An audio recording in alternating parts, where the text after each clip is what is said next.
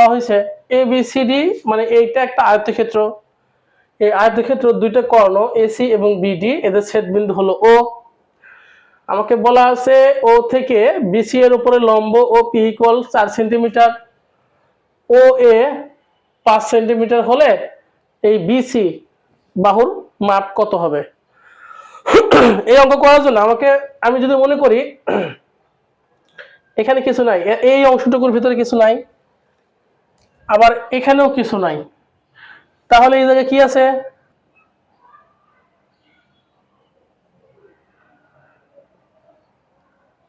এইটা ও C B P, ও B C টাইপের একটা ত্রিভুজ আছে, এখানে ও পি হলো লম্ব, আমাকে বিসির মান বের করতে হবে।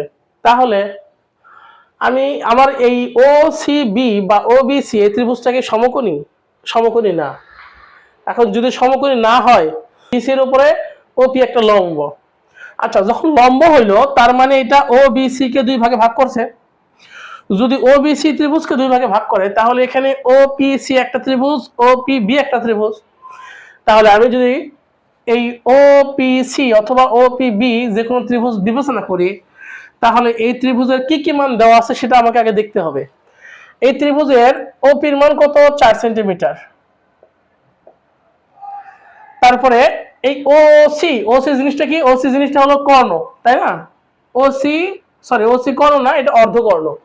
তার মানে ওসি আর এও দেখতে সমান, কারণ এসি হলো কি? কর্ণ। আচ্ছা, তাহলে ওসির মান এবং এ ওর মান আমরা সমান পাবো।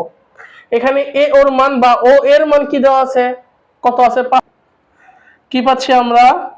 ওসি স্কয়ার ইকুয়াল ওপি স্কয়ার প্লাস পিসি স্কয়ার, এটা পাবো না? আচ্ছা, তাহলে এখন ওসির মান কত? 5 এর উপর স্কয়ার ইকুয়াল ওপি স্কয়ারের মান কত? 4 এর উপর স্কয়ার প্লাস পিসি স্কয়ারের মান কত? যা আছে তাই, আমি তো পিসি স্কয়ারের মান জানি না। তাহলে এখানে কি পাচ্ছি? 25 ইকুয়াল 16 প্লাস পিসি স্কয়ার। তাহলে শুধু পিসি স্কয়ারের মান কত হচ্ছে? 25 মাইনাস 16, 9 হচ্ছে।